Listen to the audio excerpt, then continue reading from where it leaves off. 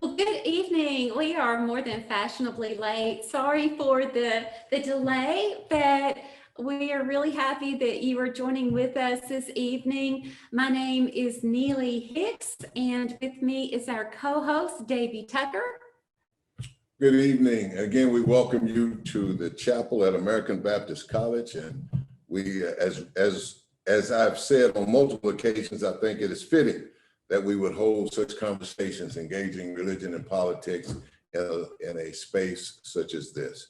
So again, we do want to apologize for the technical difficulties of us getting started, and we are a bit discombobulated at this point, but hopefully over the next few minutes, we'll get it all back in line. That's right. I mean, God is a God of chaos, bringing chaos into order. So we're gonna just rely on the Spirit guiding us this evening. I do just want to say thank you to the sponsors of this study. So Harbor Hill Global, Glencliff United Methodist Church, American Baptist College. We are thankful for this important dialogue that will lead you in preparation towards this 2020 election. This series is based on the statement of conscience about the future of America's democracy. And each of the points within this study are part of that document. So this being the third week, the second point. So we want you to take a look at the statement of conscience if you've not looked at it already and signed it.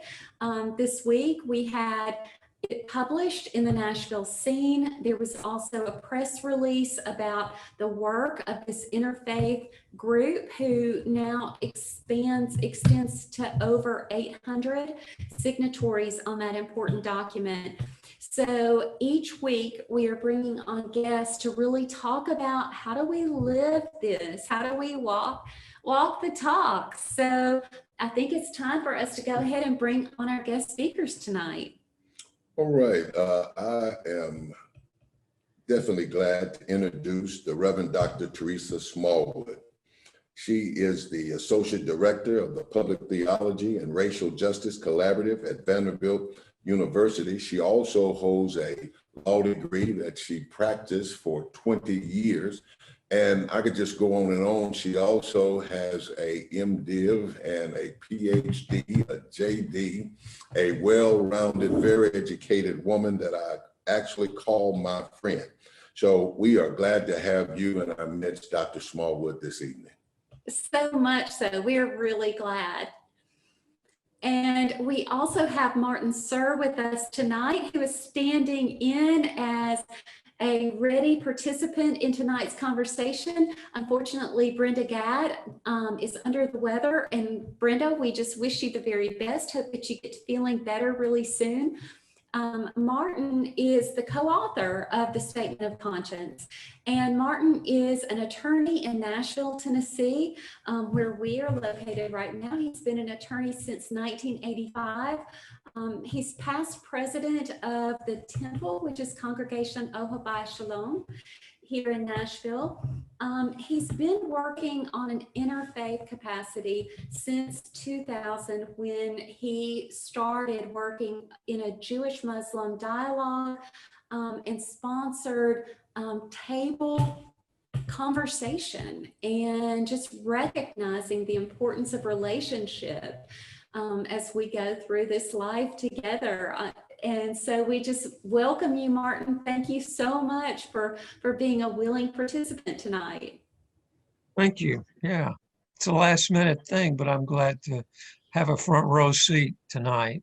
And I truly admire all of you and Dr. Smallwood. So it's an honor to be with you guys tonight. All right. Good. Well, each of you have 5 minutes to give some opening remarks. So, Dr. Smallwood, why don't we start with you?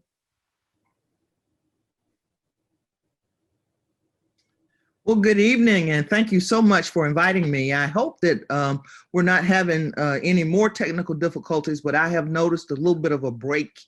So if you can't hear something I'm saying, please, signal me some kind of way. I'm excited about this conversation because obviously, in our present moment, politics and religion have a real interesting conversion We've seen people who are irreligious utilize religious symbolism basically to do some things that I believe we are all a little bit tired of, which is to use religion as a front. But if I were to really take a step back and look at the history of the people that I am a part of, in the history of North America, in the history of Africans in America, particularly those who came to these shores in capture as kidnapped victims, I have to say that the idea of freedom has been a part of our religious expression from the beginning. As a matter of fact, you cannot separate the desire to be free from the religious expression that African Americans have. If I were to do a history of the denominationalism that exists, it all comes out of our desire for freedom. The hush harbors were an expression of a desire to be free, free to worship, free to express one's spirituality. And so then it is very easy for me to start my analysis of this around people like Frederick Douglass, who when he established his own newspaper and began to really report on the things he had seen and heard, both in his own experience and in his experience as someone who was now out of pocket with the idea of enslavement, he reflected on the fact that he saw a difference between that which I practice, which is Christianity. He saw a difference between the Christianity of the slave master and those who were free. And there was some connection that Douglass drew that I think is very important for us to kind of give some thought to. Frederick Douglass reports in 1845 that his memory of slavery and how the Southern slaveholders compelled a certain behavior from the enslaved was as a parody of justice. And he writes, it would astonish one unaccustomed to a slaveholding life to see with what wonderful ease a slaveholder can find things with which to make occasion to whip a slave, he said. A mere look, a word, a motion, a mistake, an accident, a want of power, all of these are the matters by which people get whipped. But he goes on to reflect on the fact that he drew sharp distinction between the slaveholding religion and the true religion of Christ.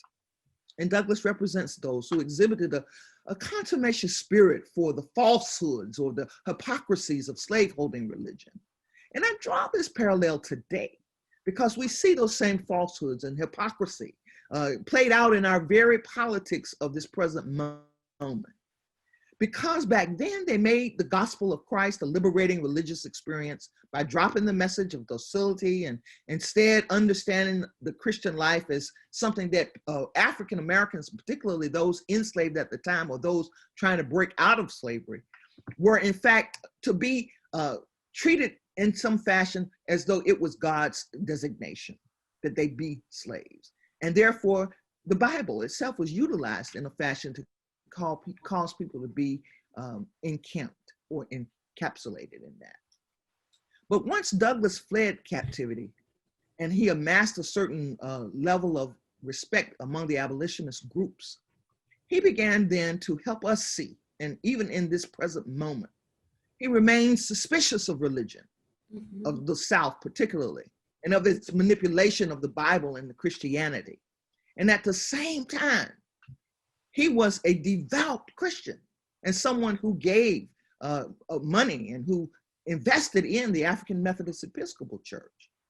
I say all that to say it is a marriage, religion and politics. It is a marriage despite the fact that we have born ourselves out of a notion that there somehow is a separation between church and state. And while that is a laudable ideal to think about, when we really think about what happened with the Dansbury Baptists in October the 7th of 1801, when they wrote a letter to the president then, Thomas Jefferson, they were inquiring about religious freedom, the capacity to be free from the domination, the authoritarianism, the theocratic ways of a state or a nation state dictating people's religious rights.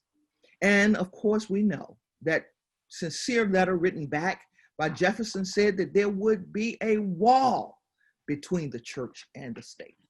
And of course, it takes a long time to think about what the jurisprudence has done to that particularized doctrine.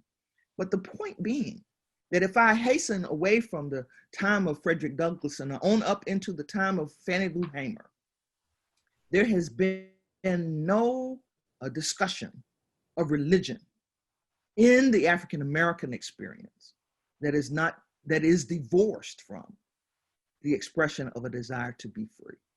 And so then my final comment has to do with Barbara Jordan, who was a Baptist minister's daughter, the first to be elected into the Texas State Senate first and then on into Congress. And it was Jordan who said, you know, when the founding fathers wrote the words, "We the people," I was not included. She said, but tonight, as she spoke about her capacity to be free, she spoke in a context that lets me know Angela Davis is still correct. Freedom is a constant struggle. Thank you. Amen. Thank you. Thank you, Dr. Amen. Smallwood. Yes, thank you. Martin? Yeah. Part of my history that you didn't mention, Neely, I didn't have time to tell you. I was born and raised and went to public high school in Fayetteville, Lincoln County, Tennessee, which is on the border of Alabama, 45 minutes from Huntsville, Alabama, which is where we went to Temple. We were the only Jewish family in Fayetteville at the time. And that's only 30 miles down the road from Pulaski. So politics was in my blood, and I think it was heightened by the Christians that I interacted with every day. And in 1981, I ran for the legislature, Tennessee legislature, and I was elected in '82 in a special election. During that campaign, I had really it was the pleasure of being invited to speak to African American churches. And that was when I first began to realize, maybe it wasn't when I first realized, but it was brought home to me when I was trying to tell about myself and being Jewish and being free, and the relationship between Moses letting the people go free and then Frederick Douglass's freedom and the way that African Americans have utilized that story of oppression and then freedom, I began to more deeply feel the connection between religion and politics. Mm-hmm. In that campaign, I was appealing to voters who had previously been voting for George Wallace. He was pretty dominant at that time in the early '80s. And my campaign was based on trying to appeal to the people's desire to have more power, whether it be economic or political. And my campaign was based on trying to deconcentrate economic and political power. And it appealed to poor whites and George Wallace voters. And now I am thrilled to see the politics of fusion from Reverend Barber, which seems to be along the same lines. And I am also inspired by having visited the African American Museum in DC and reading a quote from Frederick Douglass, where he lamented in 1876, and Dr. Smallwood, you would have this better than I would, but I think I'm paraphrasing it correctly. He lamented at least two things as in 1876. One, was the lack of reparations and releasing these newly freed people to the elements, to the weather, to survive on their own. And the other was unleashing them to the white hatred, the unleashed white hatred around them. And the failure to deal with both of those, from my perspective, is something I hope that this statement of conscience can lead us to do after this election. The need for the,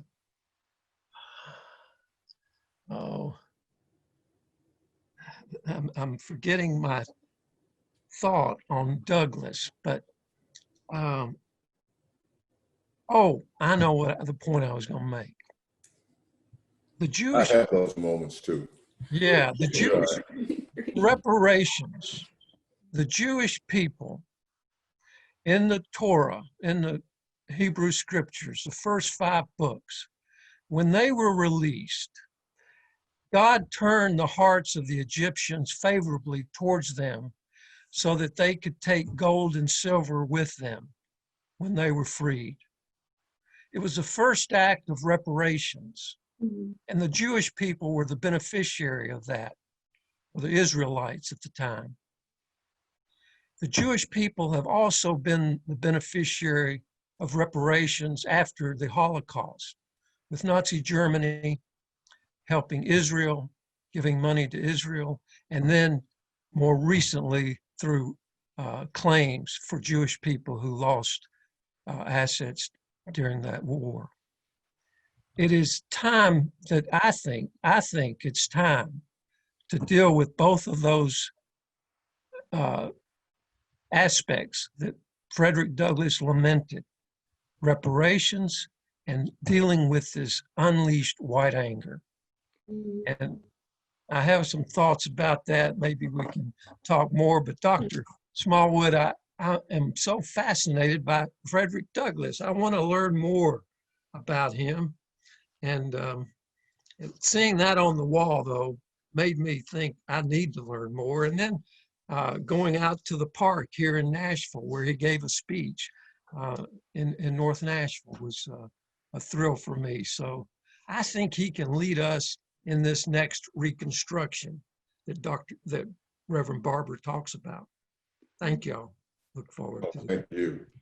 Yeah, so as we look at how economic and racial policies affect people, I think what we're seeing here are the threads of this conversation in both of your 5-minute introductions.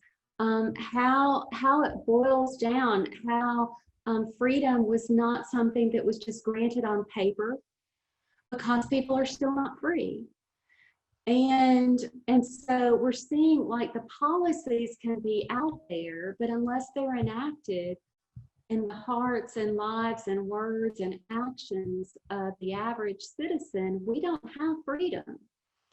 So Dr. Smallwood, how would you add to this? I mean, what kind of transformation has to take place in order for us to really live as freed people, knowing that I cannot be free unless you are free?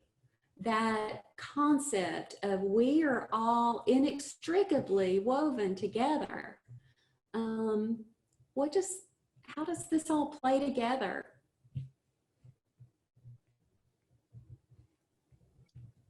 You know, I am having a hard time because it continuously breaks up, but I hope that you can hear me because I love the question. I'm just looking right now from a local standpoint. I have begun working with my present church with some of the CARES Act money. And before that, we were working with some of the monies that were collected through the community fund for people who were devastated by the tornado. Now, we're almost 7 months out from the tornado, and over $11 million was collected. Probably half of that has been paid out in some fashion, but in North Nashville, where my church is located, people are still living in shanty houses, essentially. They still have tarps on their houses, and some of them have been displaced. Some of them are homeless. They're living under the Jefferson Street Bridge. And so when we talk policy, we have to get down into the real sort of weeds of it all. Mm-hmm. And I recognize it's not politically too astute to think about how we can solve things like, that kind of housing issue. But people are going to have to wake up and understand that when you have a rental property and some act of nature happens to break it down and people's pipes are burst, if you don't fix that pipe, the water bill shoots up to $1,500, $1,600 because things keep rolling. Mm-hmm. And if we don't have legislation that addresses the importance of habitability, not just an implied habitability, but a warranty that is enforceable under the law, then poor people, won't ever have a chance to get a leg up. That is pretty much economic, but it's also theological. It's also religious. It also has to do with the process by which we make our witness known. And I have seen too many people in this process, this last 7 months or so, who have been left holding the bag on a water bill because someone was so interested in moving them out of a property, benefit of the doubt even, to remain in it. But they wanted them to move out so that they could put it on the market for 5 times its worth. It's that kind of thing that we have to break down in our communities in a way where if you go to church with folk who are slumlords, you need to speak up. Yeah. There has to be policy that starts right here. Yes. And once it starts here, then hopefully it can help us to galvanize ourselves around new equations of what morality is all about. That's kind of where I am right now. Mm-hmm. All right. Yes, that question of morality and how do we live it? How do we live it? It's not just, as you said, it's not just policy that's written on paper. It's got to be lived here in the heart. Martin, what would you add to this?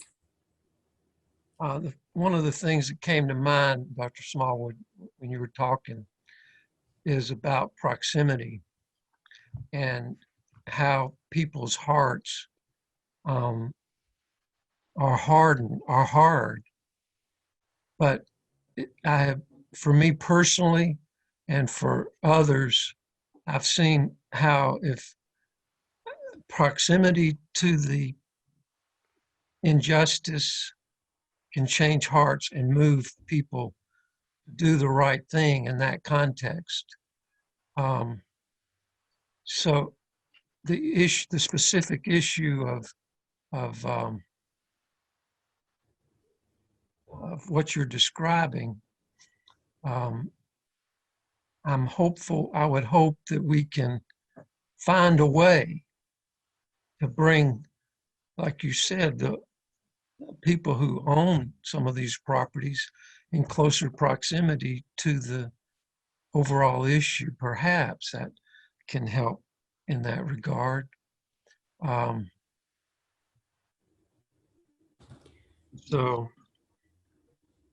I think it takes relationship, and it takes a faith or a religious, moral inspiration, oftentimes, to. In the Hebrew text, it talks about circumcising your heart, and so that's what I thought of immediately. Is the need, and Brian Stevenson brings that home in clear form when he talks about these injustices, is the need for proximity. And there was Jonathan Sacks, is a rabbi from chief rabbi formerly of Britain, who wrote a book called Not in God's Name, where he was talking about the hate between people who think differently and religious differences. And one of the things he was advocating in that book was role reversal. Role reversal may be a way to help move people's hearts and bring that proximity.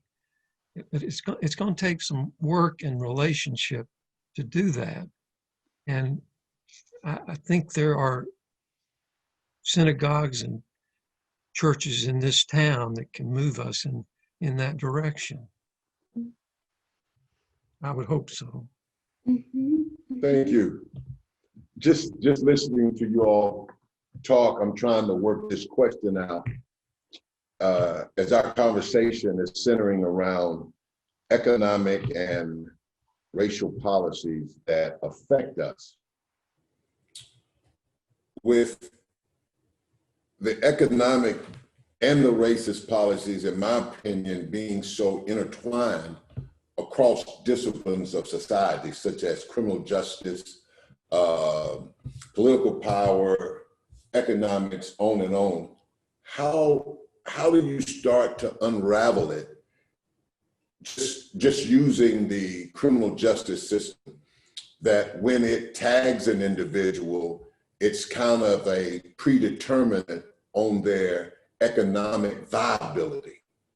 So if you just talk about economics and stuff over here, it still won't get it right unless you deal with the other corresponding and contributing factors that add to it. So in some type of a question, I guess I'm trying to say, how do you start that in a way that society could possibly galvanize around starting this process for a more just society, realizing the interrelatedness of these economic and racial policies?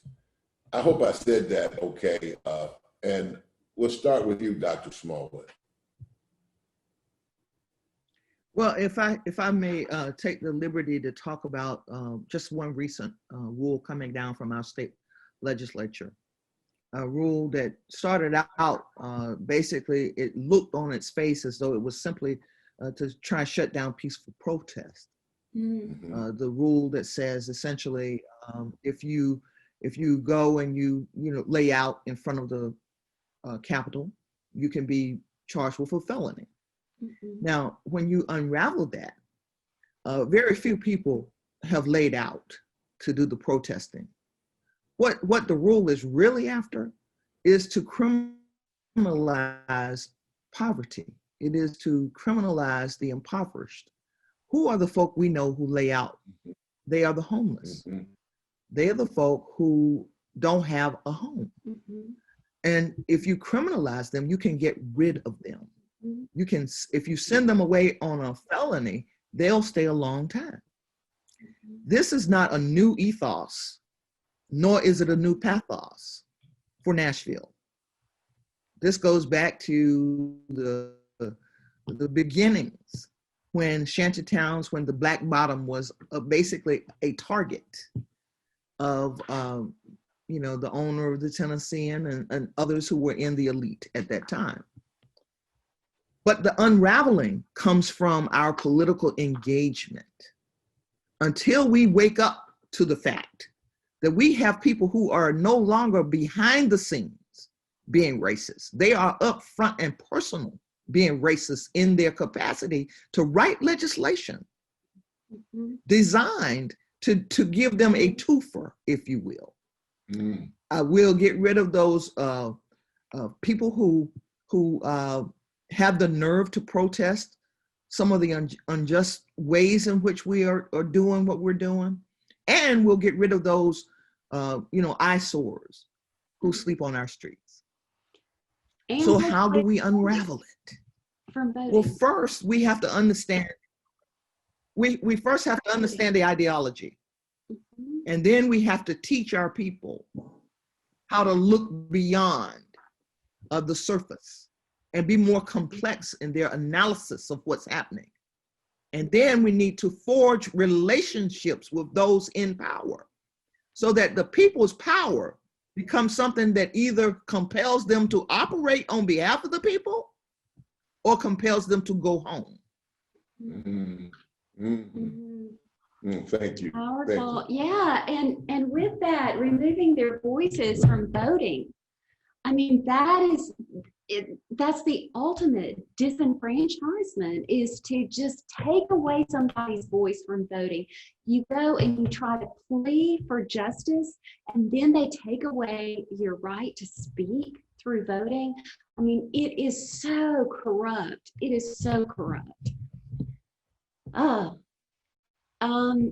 yeah. So, I mean, one of the things that I look at too is how people really look at those who show up in church on Sunday mornings and, you know, get all fancified in your clothes and everything and put on your best appearance, and you show up in church and then you go and you oppress somebody, you know. And so that's why I think a lot of people will say, including my mother, I mean, she quit going to church because she didn't want to have anything to do with it. But you know, thinking about how people really think it's just full of hypocrites. I don't want to have anything to do with it. And so people out there are really looking to people of faith, no matter which tradition, to live into some of what you're saying. Like, if this is what your book, your holy book says, then why am I not seeing you walk a different walk? So how is it, Martin, that some of this plays into inspiration behind your role in the statement of conscience?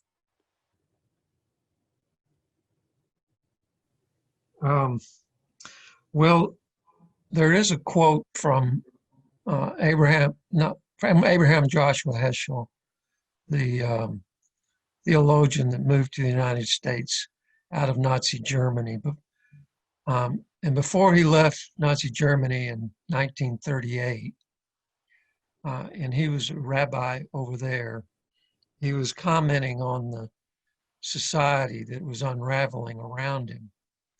And that is, to a certain great extent, is what led to this statement of conscience, at least from my perspective. And that was, he made the statement that the conscience of the world was destroyed by those who were wont to blame others than themselves.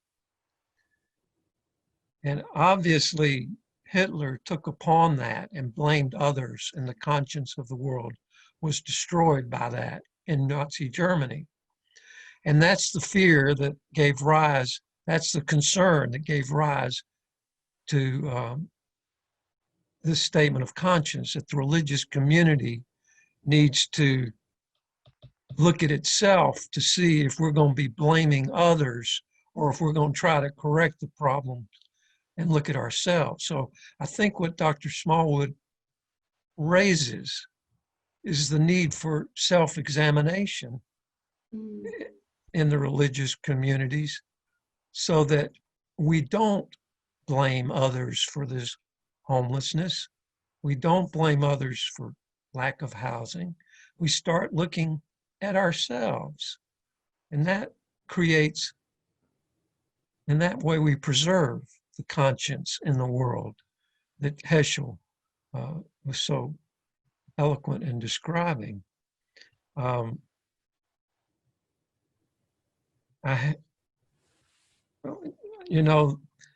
Tennessee has, I think, one of the second worst record for allowing formerly incarcerated people to vote. And our right of restoration, of giving the right to vote back to formerly incarcerated folks. And that legislative act would be a significant statement of correcting that injustice. And I think it would gather support from a lot of people and would be a big step towards this state becoming more just in these policies that are so unjust. In the statement of conscience The point that we're talking about tonight actually reads, advocate for racial and economic policies that promote the common good through respectful and civil discourse within religious communities and circles of influence. That sounds idyllic, and I'm hopeful for that. But in absence of respectful and civil discourse, how are people of faith supposed to respond in the absence of that respectful and civil discourse? Go ahead, Martin. I'll start with you, and then we'll come back to Dr. Smallwood. Well, that's a tough question. And I guess my first beginning of trying to answer that would be to dream of, well, we'd come back to Martin Buber, another theologian who said, in relationship, people can create holiness. When I treat you as a thou rather than as an it, then I acknowledge and see the divinity in you. And if we did that in our relationships with each other, the world would become more sacred and holy and would lead us towards that beloved community that Dr. King talked about. So if the discourse is so bad, I would hope the religious community would find ways to be intentional to create these one-on-one conversations with people who think differently or are in different walks of life, different bubbles, so that that proximity can be created and break down these barriers, this blindness that comes across for us and not seeing the divinity of the other. I did read about the Braver Angels approach to that in today's paper, where they're encouraging that kind of dialogue. Those are the first things that come to my mind, Neely and Davy, in that regard.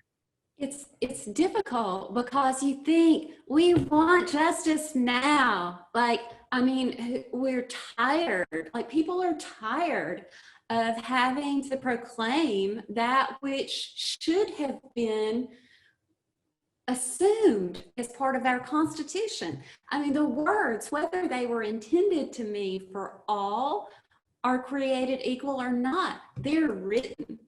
So let's act as if they're true. And it's hard because you just want to say, okay, this is it, y'all. We're doing this now. I mean, personally, I believe that if enough people of goodwill and faith stood together, that we could get this taken care of. I think that so many negative voices are out there and are in power and so many people have remained silent, and that we've got to stop being quiet.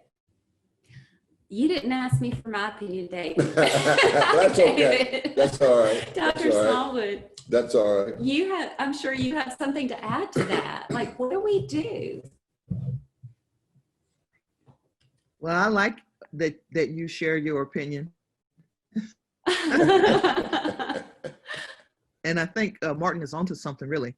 I love how the statement includes the Jonathan Sacks quotation. There is no liberty without morality, no freedom without responsibility, no visible I without a sustaining we. And really, in my experience, when there has been the collective will of the people, things change. We saw that with Martin King, but we saw that with other movements. And so the collective will is where I believe our moral compass really lies.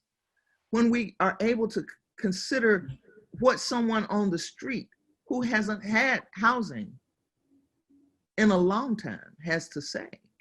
And when that becomes as important as our own thoughts about what should be for them, I do believe that we can have a discourse that really makes a difference. I tell you, I got an email recently from somewhere in the governor's office. I don't know who sent it, but it suggested that we're going to have, or there was going to be a day of prayer sponsored by the governor and his wife. And I've had my feelings about our governor for quite some time, but I am a woman of prayer. And at one point I dismissed it, like, I'm not praying with them. But if I'm to be a moral agent, I must engage the discourse wherever I find it. And if there is something that I can share that just might turn the heart of those who have the power to make changes that are sustainable, then I think it's my duty to engage. Now, I may have missed that particular moment because of my own insolence, but I'm learning as I go the importance of being a little bit capable of being malleable in the moment. And while I have a protest deep down in my soul, I also have a part of me that says, come, let us reason together, because I believe that is what is of God. Dr. Smallwood, I tried to keep my face from turning. I have a similar position as yours, that maybe I'm not as malleable, but I am a person of prayer. I firmly believe that if it was not God's consideration for me, that I dare not think how my life might be arranged. But I have not been able to go to these called prayer meetings anymore, particularly when nothing ever changes after them.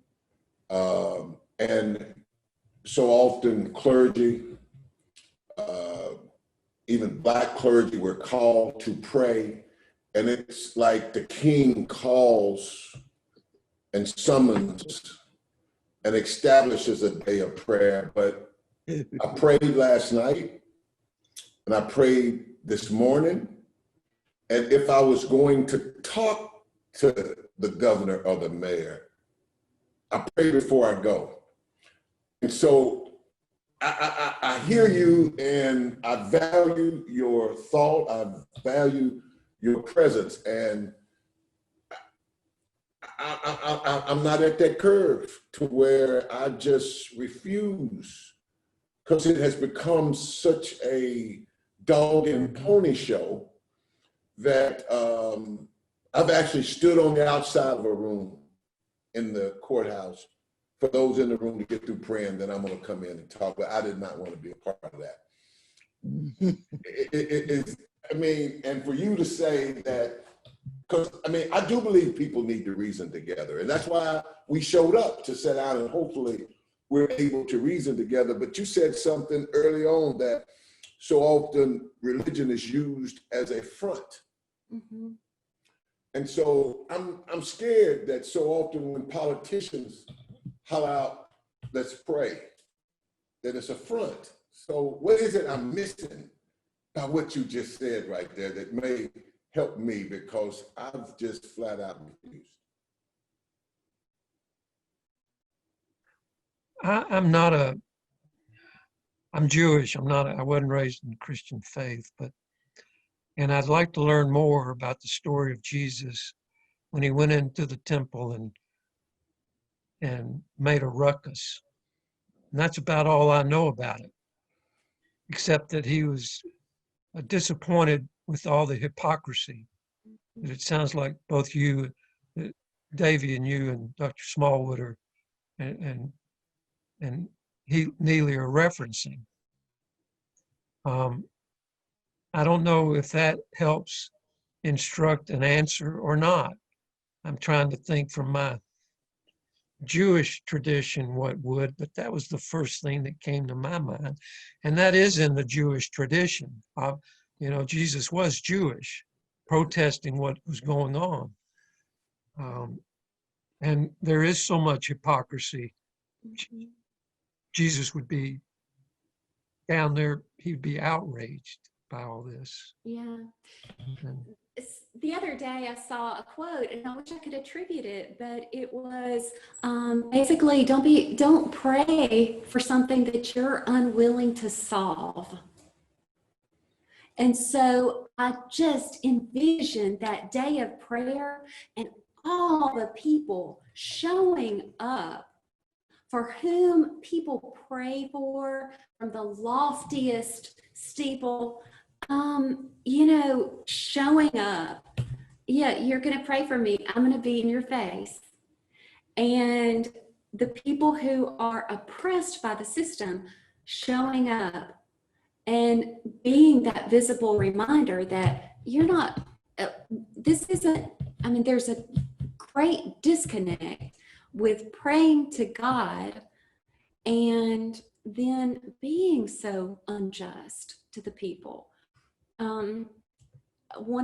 One of my favorite writers, with all of his faults, is Charles Dickens, but he said in one book, he said, if the leaders of our great nations would but cast their eyes upon the lowly byways where poverty and disease now walk, the lowest steeple may point more truly to the sky than the loftiest. The lowest roof may point more truly to the sky than the loftiest steeple that rises up from its midst to mock them by contrast. And I think how true that is, that we just, like, it's fine for people to just keep on thinking how righteous they are, you know, if they're surrounded by people just like them. But it's a hard thing. Yes, it is. Now, I'm all off kilter tonight for various reasons. We got started late.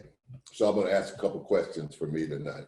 If that's okay, Nick. Absolutely. I've been watching this hearings for the Supreme Court Justice.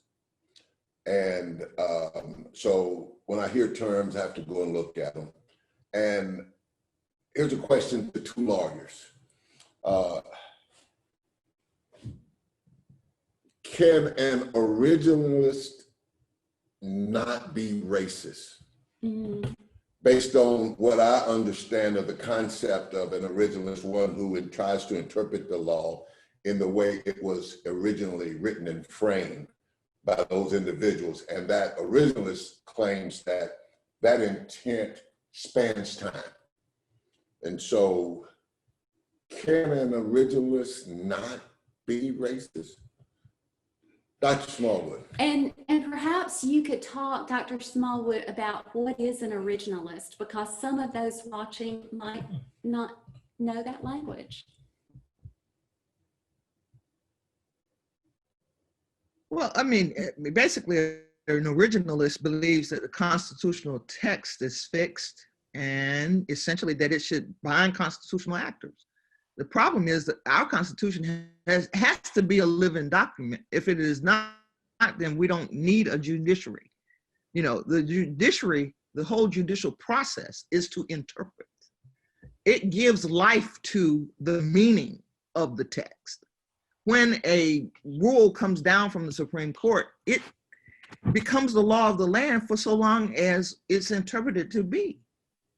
And so, you know, these terms in my mind do not have fixed meanings, because if you call yourself an originalist, that means that you have read the minds of those who wrote it. And I know that didn't happen. So there is a whole lot that is just sort of paradoxical there. But because the Constitution has been rendered a living document, because we can now say we the people includes more folks than may have been intended, we could never establish our whole way of being with just one interpretation that came from, you know, back in the day. And so when you ask the question, can an originalist um, essentially be fair, because that's really what you're asking. I'm saying, can we even have an originalist? That for me is a farcical thought. And more particularly, what we have are ideological leanings, people who have been indoctrinated in a particular ideology around originalism. And that then becomes the problem, because it is manipulative. It manipulates the politics, the body politics, for a particular persuasion. And that's why we see so much really diabolical action on the part of partisanism. The partisan politics of America are, they're fraught because we have many more ideologies than we do parties. And as a result, people get lumped in when they don't really believe everything that goes on in a particular platform of one party or the other. And so, when you think about the Dixiecrats, that in and of itself is a story that tells you how really unfixed our politics really are. But that's my thought. Martin, I really want to know what you think. Well, I love your comment, and I particularly love the question. I didn't get to watch a lot of the hearings, but I wish that one of the senators had asked that question, Davy, because I think that goes to the heart of their hypocrisy, that question.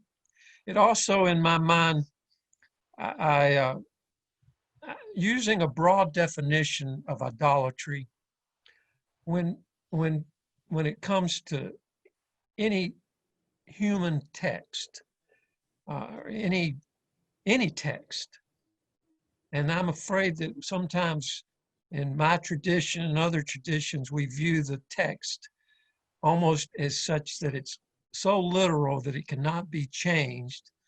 And when that happens, to me, that can become, people are viewing it in an idolatrous way. Yes.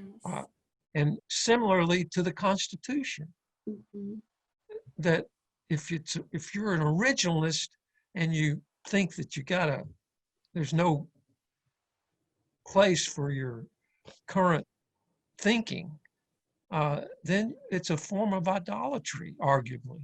And I think, David, your question points, in my mind, goes to the heart of that thinking. You need to run for office. Yes. No, I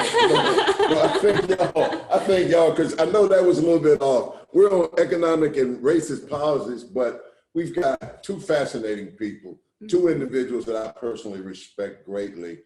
And just to have you both here, and you both happen to be lawyers, that question, I could not just let that go, because as I listened to some of that, just the hermeneutic that goes with the title makes me cautious and afraid. Yeah. Because it freezes you in a period of time.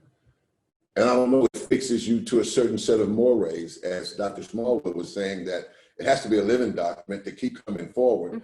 And while we have made some changes for ones and others who still claim to hold on to that, I like what you said, Martin, that much like we do a lot of texts, it makes it idolatrous. So actually, you all have helped me right there. That was a personal one for me. I appreciate that. And I'll try to reconcile both of those together. But you have a question? Because if not, I do. And I just want to let those who are viewing know that if you have a question, please just type it. Quentin will get the questions to us, and then we will field them. So one thing that we have all seen in this administration is this movement back towards trickle-down economics. We've seen the wealth gap grow. And so I'd like for us to look at, what are the economic policies actually doing to the people?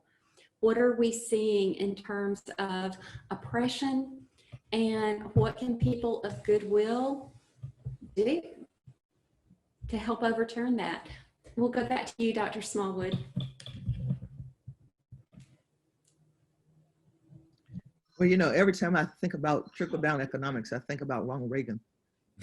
And from that era to this very moment, I have never seen economics trickle down. It is this idea, of course, that those who are doing well on the top will always spread the wealth and spread the love. But what we find is that the rich get richer and the poor get poorer, and those in the middle are striving to stay there, I suppose. I do believe that there is a way to do economic revitalization in our communities. And I do think that it has its roots in reparations, something that Martin alluded to earlier on. I think that the statement of conscience, and the reason I signed it, is because it makes a gesture towards that. This notion that there is a way, we have enough wealth in this country to make everyone at least capable of living a good life. And we can still have the higher classes. There can still be people who are multi-million-dollar and billion-dollar people. But we need to restructure the ways in which we look at how wealth is established. Right now, wealth is largely established through land ownership. And that was the way back in, you know, the beginning. Mm-hmm. It was the wealthy farmers who got a stake in Nashville, who established its charter. They were the ones who set the social order. And not a whole lot has changed. In fact, I would say every system we have in America is built off of a plantation mentality. Mm-hmm. And so once we understand that, we can begin to deconstruct that process. You know, we talked a little bit about people coming out of prison. The truth of the matter is they may come out of the building, but when they come out, they're still imprisoned. Yeah. Because economically, there is nothing. We have shut down every door. Yes. You can't live in housing. If it's public, you can't live there if you've had a felony. Mm-hmm. You can't get a job. So what we've created then is a revolving door back into the prison, because there's no way to live in the free society. Exactly. Those are things we can do on a local level. And we can do those things by representatives who understand how this process, how the structure works. One of the things that I'm very convinced of is that if you have at least a handful of folk on a local council who understand what this means, somebody coming out of prison, not being able to live, not being able to have a job, so forth, they can do local ordinances that make a difference. Mm-hmm. Now, I recognize in this particular state, we have the sort of big hand of the state always ready to chomp down on us. And there was a time perhaps when the body politic was not quite as capable as we, I believe, are now in understanding complex dynamics. But we can teach people. And if we're willing to roll up our sleeves and just really share with folk what is at stake, I do believe we've got the best example of the Community Oversight Board coming into fruition when 8,000 people signed their petition and decided they were going to put the question to the people. The same can happen, but we just have to have the collective political will to do it. Thank you. Thank you. Mm-hmm. Yes. Martin? Yes, Dr. Smallwood, amen. And I think you and I have both, you in particular, have gotten to know Nancy McLean and her revelation in that book, in her book, Democracy in Chains, about that philosophy, that survival of the fittest, extreme libertarian philosophy, which says I'll get mine, but I don't give a damn about yours, whether you get yours or not, and the government doesn't have any role in that, which began, I think, like you said, with Reagan. And prior to that, though, except for the injustice that I only became aware of about how there was this idea of the common good, and our policies have gotten away from that.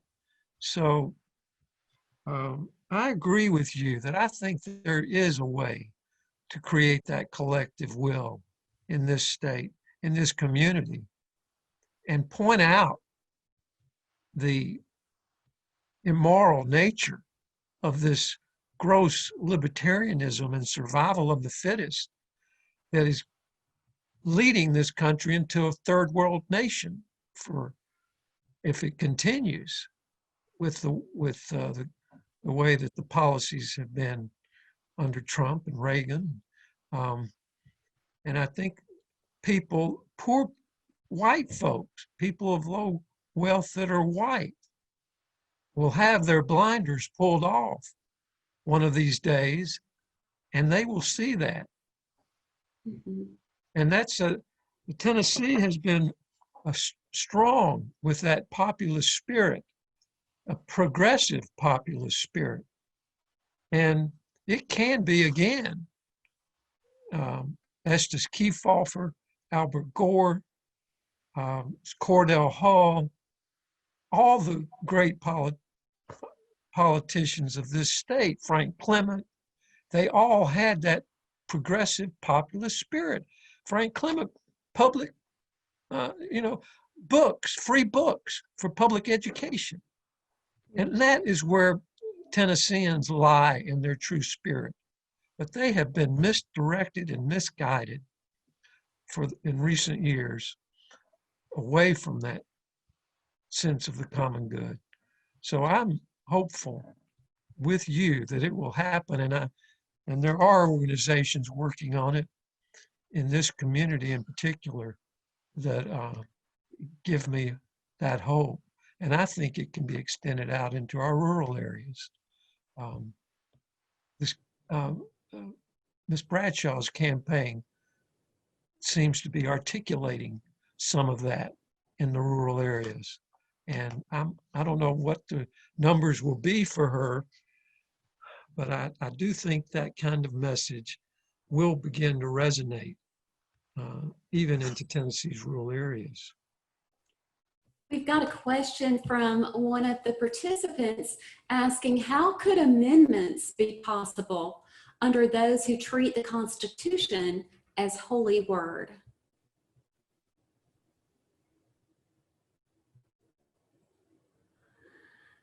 Dr. Smallwood, would you want to start with Well, if you're speaking of the amendments that we already have, I think it's a brilliant question. They wouldn't have been possible if someone treated the Constitution as written, as holy word. Then essentially they're saying, just like we say, some people have said about the Bible, it's inerrant and you can't add anything to it and you can't take anything from it. But the reality is, I don't think the framers were really considering themselves originalists at all. And so the truth of the matter is, if we don't look at ourselves as capacity driven, meaning we all have capacity to read into and bring meaning to, then we will never change anything. And that's really a damning position to have in a community, in a place that calls itself progressive. Martin? I agree. Dr. Smallwood took the words out of my mouth. She'll do that. She'll do that to you. Yeah. Yeah, I mean, we're looking at, these different things that are dichotomies where, the word pro-life, really means anti-abortion, because the same party doesn't want any gun restrictions. If you were an originalist, looking at our gun laws, I mean, I could see how you might say, okay, well, this musket is going to kill this number of people in this number of seconds, and so we can't have weapons that would be any faster or more damaging than that. You know, how do we approach these other laws through a more congealed kind of construct where we're actually looking at life rather than just property and wealth?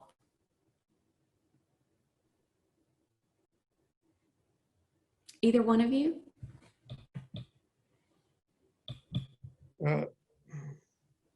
Well, I was just thinking a little bit here that we do have to find out when we're seeking to engage people that are different, think differently on these issues, what their goals are, what they're trying to achieve, what's motivating them to need to take these positions on abortion and gun rights.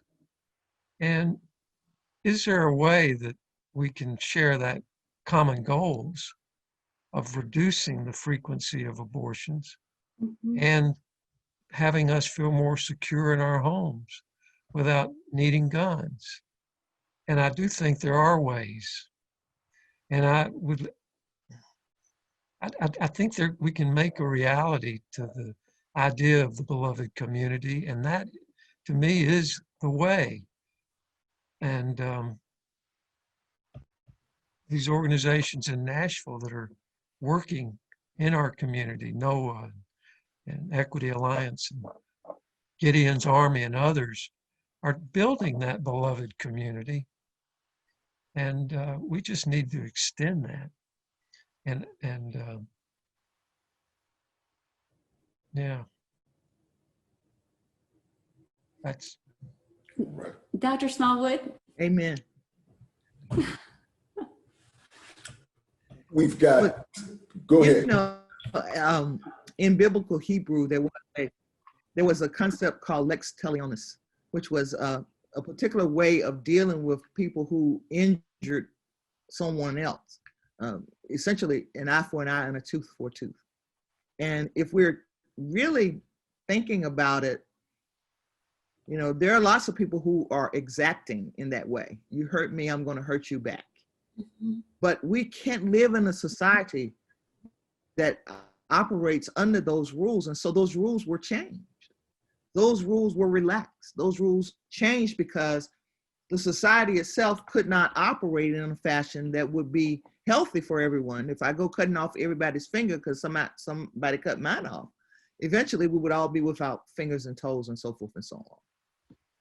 And my point is to say that if God can order things to change and to change over and over and over again, certainly we can. Certainly we can adapt ourselves to a way of being that encompasses the need for us to open our hearts and our minds to the betterment of all.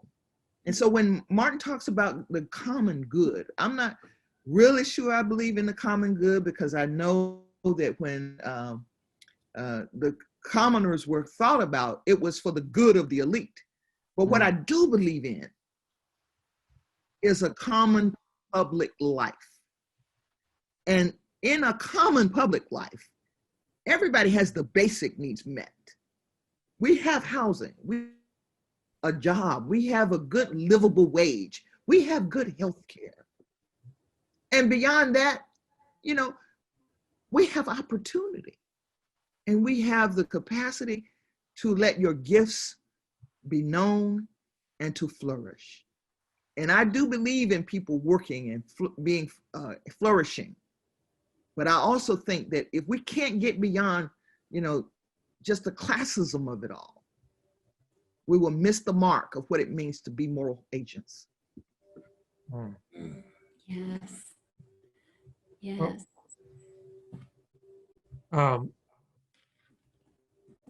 That is, the more I'm educating myself with this book, The Color of Law, Kendi's book, and The New Jim Crow, and the awareness. I used to go to Democratic rallies when I was still for a long time. And the Democratic speaker who was running for office used to always say, you got to be a Democrat because we brought forth the GI Bill and things like that, and money for housing. But not until recently did I realize, yeah, if you were white, and that combined with the recognition that there needs to be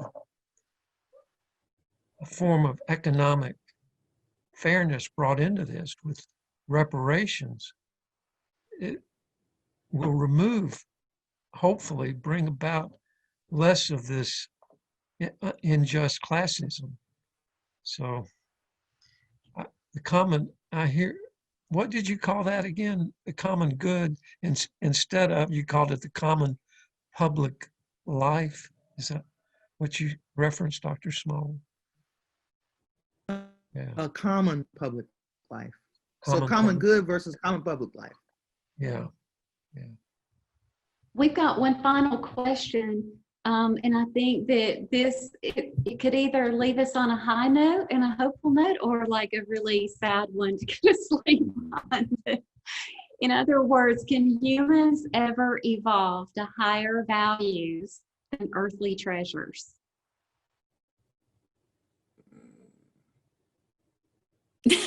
Davey groaned. Sorry, I didn't mean to let that out. Come on, Martin. You start this one. Well, I do believe, and I have developed a prayer life too as I've gotten older, but also when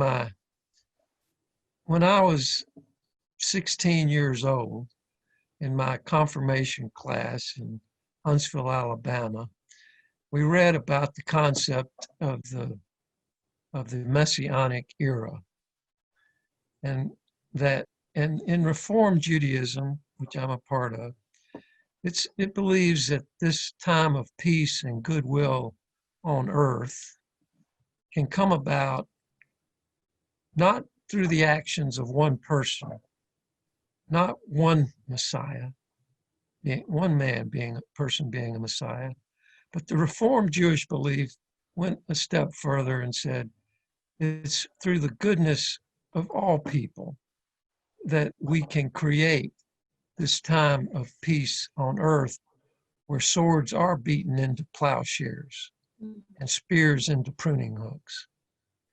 And that vision sustains me, to think that people can create a time of peace on earth. And I see it every day in my law practice. We resolve conflicts nonviolently. And that's an expression of that. And that ideal of the prophets and of Jesus, that someday the kingdom of God will be on earth, sustains me. But I think it takes our individual actions of goodness to bring that about. So I don't know if that answers the question, but I am hopeful. It may not occur in my generation, but I do believe that will occur through time, and that this downward cycle of history may be a little bit lower, may not have been as bad as the last downward cycle. And the upward cycle of history, we may be a little better than we were in the last upward cycle. But I do believe there is a progression of history over time, that humans learn from each other and don't repeat the same mistakes over time, and that there is a progression. And that was what I learned in that book when I was 16, called Little Lower Than the Angels by Rabbi Roland Gittleson. And that has sustained me all my life, to think that I hope that I can contribute to that messianic era in some way. Mm. Wow. Dr. Smallwood, leave us on a good note. Where do you find hope? Is there hope in humans evolving to higher values than earthly treasures?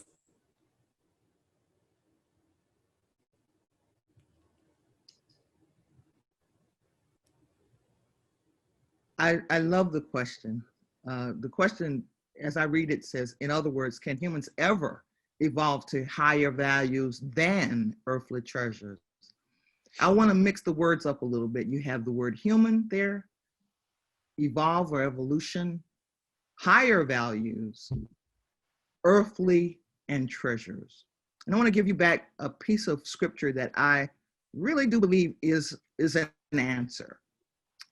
It's found in 2 Corinthians, the 4th chapter and the 7th verse, and it reads this way: but we have this treasure in earthen vessels, that the excellency of the power may be of God and not of us. Mm. And my point is to say to you that if we begin to treasure humans as vessels of God and begin to understand that the human resource is what we really should value, then yes, we can evolve to that place where we are in constant union with God, whose excellency and power will make us all value one another. Amen. Amen. Well, I must say I have thoroughly enjoyed this conversation, and I have a series of notes here, and I've jotted down a couple of the authors that you mentioned, Martin, and I will be looking at this tape again.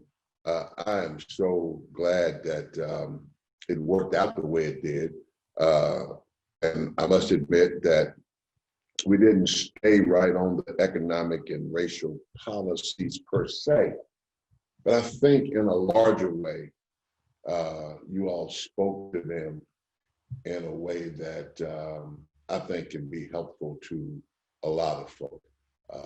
So I definitely appreciate your time of just sharing out of who each of you are, and thanking you for allowing us to pick your brains in that way for this last 90 minutes. And I just pray God's blessing and peace on both of y'all. Thank y'all so much. Thank Thank you. you. And please stay with us for next week. We're going to be looking at how communications plays a part of all of this, how labels can really create division, and how people of goodwill and faith can use communications to come together. And so I hope that you'll stick with us for next week. Thanks to all of you, and we pray that you have a good night. Vote, vote, vote, vote. Please, if you have survived not having your vote taken away from you, Yeah. please go vote for those who want to vote and can't vote. Yes. Again, Martin Sir and Dr. Smallwood, it has been rich, and I have a couple things I must work on myself. I see that wasn't the intent of this, was for me coming away with having some things to think about. But the way in which you put it, it's at least up for reflection again. So thank y'all again, and we're going to get out of here. It's 8:01. We'll see you next week. That'll be the next to the last, of this 5-part series. And we just hope that we have impacted you who have been watching to at least understand the connectivity and the intersectionality of all of these things. And maybe we can become not the common good, but the common public self. Was that it? The common public life. The common public life. I think if I change it, I might not have to quote her. Thank y'all so much. We're out of here. Peace.